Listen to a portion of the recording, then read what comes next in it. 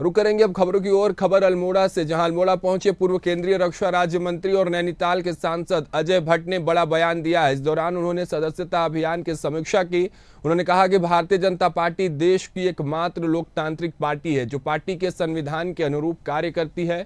सदस्यता अभियान के दौरान अगर कोई आपराधिक चरित्र का व्यक्ति पार्टी का सदस्यता लेता है तो उसे जांच के बाद पार्टी से बाहर का रास्ता दिखाया गया। ऐसे लोगों की सदस्यता तत्काल रद्द कर दी जाएगी। जिले की सदस्यता अभियान के प्रभारी अजय भट्ट अल्मोड़ा के दौरे पर रहे। भट्ट ने कहा, सदस्यता अभियान लगातार गति पकड़ रहा है। देश भर में 4 करोड़ से ज्यादा लोगों ने सदस्यता ले ली है। वहीं उत्तराखंड में 9 लाख से अधिक लोग पार्टी से जुड़ रहे हैं।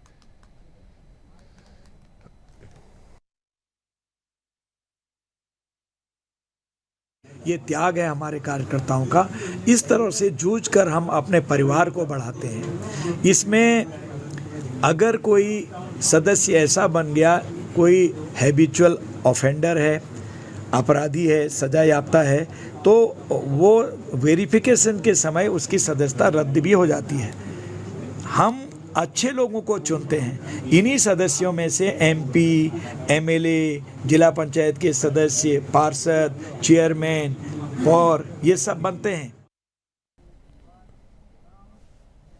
खबर चमोली से, जहां जिलाधिकारी संदीप तिवारी ने ज्योतिर्मठ आपदा के कार्यों को मूल निवासी स्वाभिमान संगठन के पदाधिकारियों के साथ बैठक की। इस दौरान जिलाधिकारी ने संगठन के पदाधिकारियों को ज्योतिर्मठ की सुरक्षा के लिए शासन और प्रशासन के स्तर पर किए जा रहे कार्यों की जानकारी दी। साथ ही संगठन की मांगों को शासन स्तर पर रख निस्तारित करने का भी आश्वासन दिया है। तहसील ज्योतिर्मठ में आयोजित बैठक के दौरान जिलाधिकारी ने कहा कि ज्योतिर्मठ की सुरक्षा को लेकर डीपीआर बनाई गई है। आगामी 30 वर्षों को ध्यान में रखकर ज्योतिर्मठ में सुरक्षा योजना पर काम किया जाएगा, जिसकी स्वीकृति मिलते ही नगर में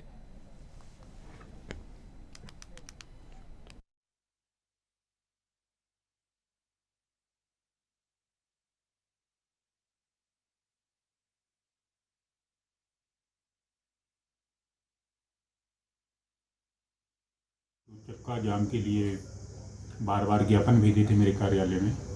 तो आज एसपी चमोली साहब के साथ मैं खुद आया हूँ वार्ता करने, और काफ़ी सौहार्दपूर्ण माहौल में वार्ता हुई और उनकी समस्याएं सुनी गई और उनके द्वारा कुछ इश्यूज रेज किए गए हैं और हमसे ये एक्सपेक्ट किया गया है कि हम उन इश्यूज़ को शासन स्तर पर रेज करें, जिनमें से प्रमुख उनका है कि गौशाला इत्यादि जो उनके परिसंपत्तियां थी उनका मूल्य निर्धारण हो जाए, और जो अलकनंदा के लेफ्ट बैंक में सुरक्षात्मक कार्य हो रहे हैं कुछ धौली गंगा की तरफ भी हो जाए।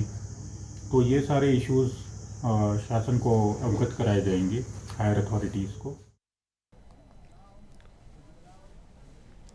राजधानी देहरादून में विवाहिता की संदिग्ध परिस्थितियों में हुई मौत के 8 दिन बाद मजिस्ट्रेट के सामने कब्रिस्तान में कब्र खोदकर शव निकाला गया। मामला बसंत विहार इलाके का है, जहां बीती 18 सितंबर को विवाहिता की संदिग्ध परिस्थितियों में मौत हो गई थी, जिसके बाद ससुराल वालों ने लड़की के परिजनों को मौत की वजह जहर खाकर आत्महत्या करने की बताई थी और बिना पुलिस को सूचना दिए अंतिम संस्कार भी कर दिया गया।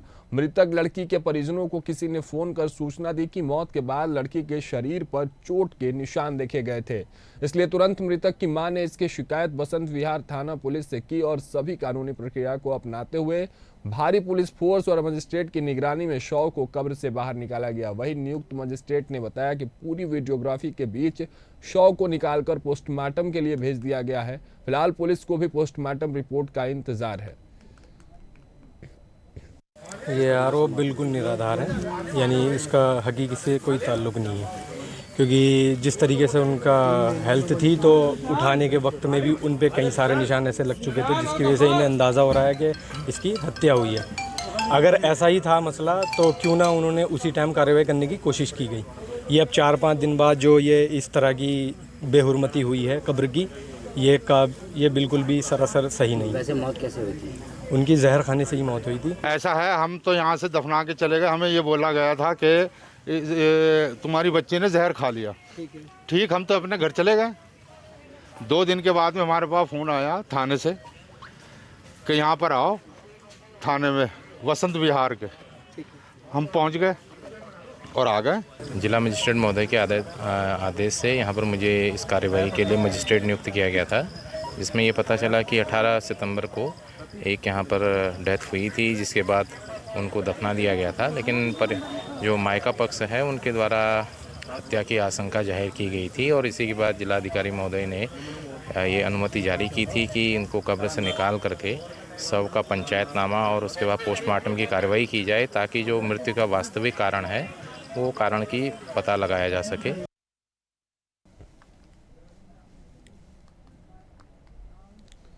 राजधानी देहरादून अस्पताल के शौचालय में नवजात बच्ची का शव मिलने से अफरा तफरी मच गई है, जिसके बाद एसएसपी अजय सिंह के साथ एसपी सिटी प्रमोद कुमार ने दून अस्पताल का निरीक्षण किया। वह इस बात पर एसपी सिटी ने कहा कि नवजात के शव को कब्जे में लेकर उसका पोस्टमार्टम और पंचायतनामा किया गया है। साथ ही उन्होंने कहा कि दून अस्पताल को निर्देश दिए गए हैं कि जो सीसीटीवी काम नहीं कर रहे हैं उन्हें फौरन ठीक कराया जाए और जिन जगहों पर सीसीटीवी नहीं लगे हैं वहां पर तत्काल लगा दिए जाए। अस्पताल की जो एक लेबोरेटरी है तो वहाँ पे एक नवजात का शव मिला था।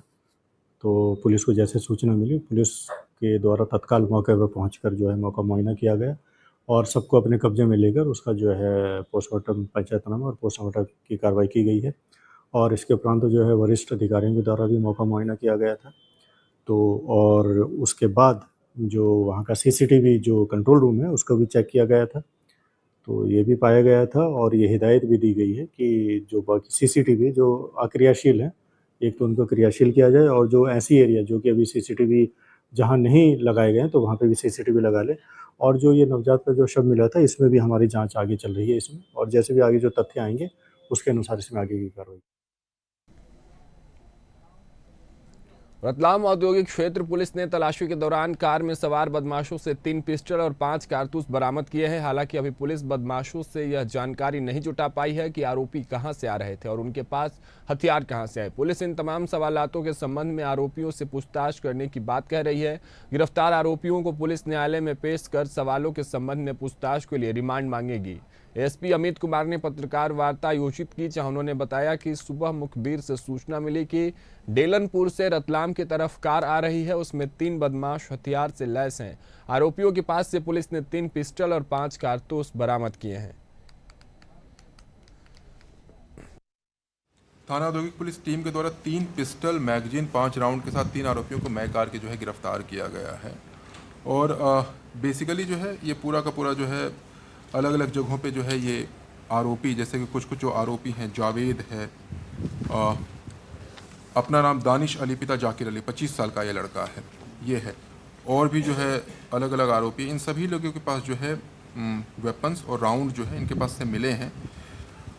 लगातार ये अभियान को जिस तरीके से चलाया जा रहा है कि ये एक सूचनाएं प्राप्त हो रही है एवं संभावना है कि कुछ घटनाएं जो है फायरिंग के माध्यम से हो सकती हैं जिले में, तो इसको लेकर के एक जो है सघन अभियान चलाया गया है। खबर बलिया से, जहां पर बांसडीह कोतवाली क्षेत्र अंतर्गत एक गांव से जहां पर एक नाबालिग युवती के साथ 2 युवकों के द्वारा दुष्कर्म की घटना को अंजाम दिया गया। इस घटना की सूचना मिलते ही पुलिस अधीक्षक बलिया विक्रांत वीर और फोरेंसिक टीम के साथ घटनास्थल पर पहुंचकर निरीक्षण किया तथा परिजनों के द्वारा प्राप्त तहरीर के आधार पर आरोपियों के ऊपर मुकदमा पंजीकृत कराया गया।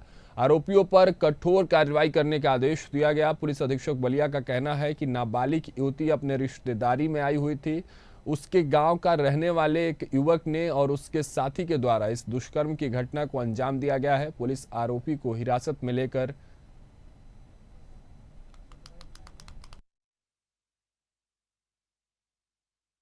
घटना ये बताया गया है उनके द्वारा कि विगत 17 तारीख को रात्रि 10 बजे उनके गांव जहां पीड़िता अपने रिश्तेदारी में आई थी, उसी के गांव का एक नाबालिग बच्चा जिसकी उम्र 14 साल है, उसने उसके साथ दुष्कर्म किया। बाद में उसमें ये बताया गया है कि 21 तारीख को वो बालपचारी प्लस एक और लड़का जिसकी उम्र लगभग 24 साल है, वो दोनों उसको लेकर के बलिया शहर ले गए थे। वहाँ से फिर बाद में उसको छोड़ दिया। ये घटनाएं उन्होंने तहरीर में लिखकर दी हैं, जिसमें सुसंगत धाराओं में मुकदमा दर्ज कर लिया गया है।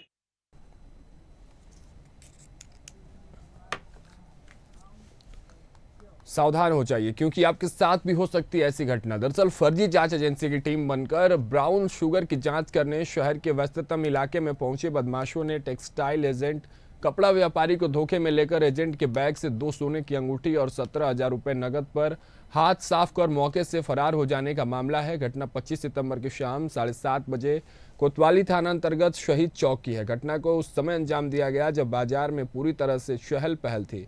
जिस जगह पर बदमाशों ने घटना को अंजाम दिया वहां एक पुलिस भी मौजूद है, जहां अक्सर कुछ पुलिसकर्मी मौजूद रहते हैं। सूचना पर पहुंची पुलिस मामले की जांच में जुट गई है। प्रशासन की उदासीनता और एक आए दिन हो रही ऐसी घटनाओं से स्थानीय लोगों में आक्रोश व्याप्त है। समाज रोड के चौक में समाज रोड से जहाँ हम लोग जाते हैं और पूरा किराना भंडार से थोड़ा सा आगे वहाँ एक आदमी मिला, हमको बोला हम फोन बात कर रहे थे तो बोला कि आपको एक आदमी बुला रहे हैं। हम गए तो ब्राउन शुगर और क्या पूछ रहा है कि इसकी जाँच चल रही है, यहाँ कोई व्यापारी है उसका कर रहा है चेक नहीं चल रहा। हमारा बैग खुलवाया और देख के वो ट्रेन बंद करा दिया। फिर थोड़ी देर बाद कहा कि हम जो भी है अपना निकाल के रख दो, इसमें बैग नहीं रख लिए। तो फिर एक बार खोल के बैग चेक करता, उसमें हम समझ में नहीं आया कि कैसे पैसा और वो अंगूठी निकाल लिया। थोड़ी देर में हम चेक किए तो हमारे बैग में अंगूठी भी है।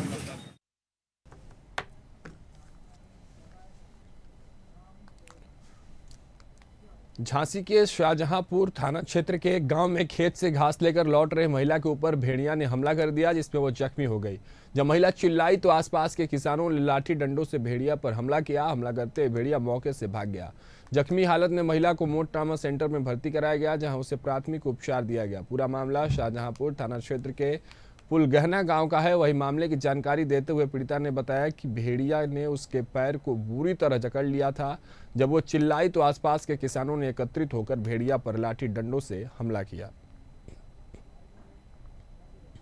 रास्ता में आ रहे थे सो भेड़िया ने दौरों से एकदम चिपक गया बूढ़े में। कहाँ से आ रही थी? हार से आ रहे थे। खेत से? हाँ। तो फिर कैसे बचाए, कहाँ काट लिया आप? पाँव में काटे और पिछाई आदमी है 2 लठ लाए थे, वो एकदम दौड़ो सो बूढ़े में चिपक गया। वो बस सोन आदमी ने हमने की बचाओ बचाओ, सोन आदमी ने 3-4 लठ दाए और तब भी नहीं छोड़ो बाने। फिर बड़ी देर छोड़ो, एक बार आ गया फिर बाने दाए लठ। कितने भेड़िया थे? ये कही है तो एक ही था। हाँ। क्या करने गई थी खेत पे आप? चारों काटन गए थे।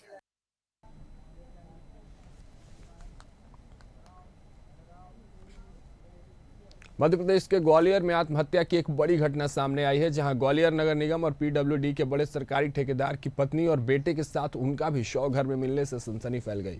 तीनों के शव मकान की पहली मंजिल पर कमरे में पड़े मिले। घटना बहोड़ापुर के 12 बीघा इलाके की है। घटना की जानकारी मिलते ही पुलिस मौके पर पहुंची और जांच शुरू की तो ठेकेदार की हथेली पर बड़ा सबूत मिला। मामला आत्महत्या का है क्योंकि ठेकेदार की पत्नी की हथेली पर सुसाइड नोट लिखा था, जिसके बाद पुलिस ने मामले की जांच शुरू कर दी है। फॉरेंसिक एक्सपर्ट की शुरुआती जांच में माना जा रहा है कि पहले ठेकेदार ने बेटे को गोली मारी, फिर पत्नी और इसके बाद खुद को गोली मारकर सुसाइड कर लिया। पत्नी सीमा की हथेली पर सुसाइड नोट भी लिखा पाया गया है, जिसमें मेरा भाई हमारी मौत का जिम्मेदार है, मेरी सरकार से अपील है कि उससे कड़ी से कड़ी सजा दिलाई जाए, ये लिखा पाया गया। लेकिन फिलहाल पुलिस पूरे मामले की जांच पड़ताल कर रही है और जांच के बाद ही कोई निष्कर्ष सामने निकलेगा। इस तरीके से नहीं मिली कि परेशान हो या इस साइड का वो कदम उठा सकते हैं, ऐसा मजबूरी उनकी थी नहीं। अब क्या हुआ क्या नहीं हुआ, किस तरीके से घटना करी, ये जानकारी। कौन कौन परिवार में कैसे घटना हुई? परिवार में सारे उनके रिश्तेदार वगैरह भी यहीं रहते हैं, है ना। पीछे उनका साले वगैरह भी रहते हैं यहीं बगल में। परिवार में कौन कौन था? ये मकान भी पीछे, ये भी पीछे भी मकान। परिवार में कौन कौन था? इनके परिवार में उनकी माता जी वगैरह भी यही हैं और क्या नाम है, बीबी वगैरह भी यही बच्चे। आज करीब 5:30 बजे के आसपास शाम में हमें खबर मिली थी कि 12 बीघा एरिया थाना बहोड़ापुर में एक घर में कि बेडरूम में 3 लोगों के शव हैं। उस सूचना पर पुलिस आई और अभी देखा तो 3 लोगों के शव और उनके पास एक 306 बोर की राइफल थी। क्या लग रहा है कि जो घटना जो घटी है कि सुसाइड है कि प्रथम दृष्टया सुसाइड प्रतीत हो रहा है कि जो मृतक है नरेंद्र सिंह चौहान, उन्होंने अपने बच्चे और अपनी पत्नी को गोली मारी, उसके बाद खुद को उन्होंने राइफल से मारा। सर कोई सुसाइड नोट वगैरह मिला है? नोट नहीं, हाथ में जो पत्नी उनके हाथ में लिखा हुआ है, उस तरह से अपने भाई का नाम लिखा हुआ है उन्होंने, लेकिन ये सब जांच का विषय है और ये जांच में आगे है। अभी बताया कोई साली का नाम भी आ रहा है कि हाँ, उन्हीं का नाम उन्होंने लिखा है, जो पत्नी उनके अपने भाई का नाम लिखा है, लेकिन ये आगे जांच में पता पड़ेगा।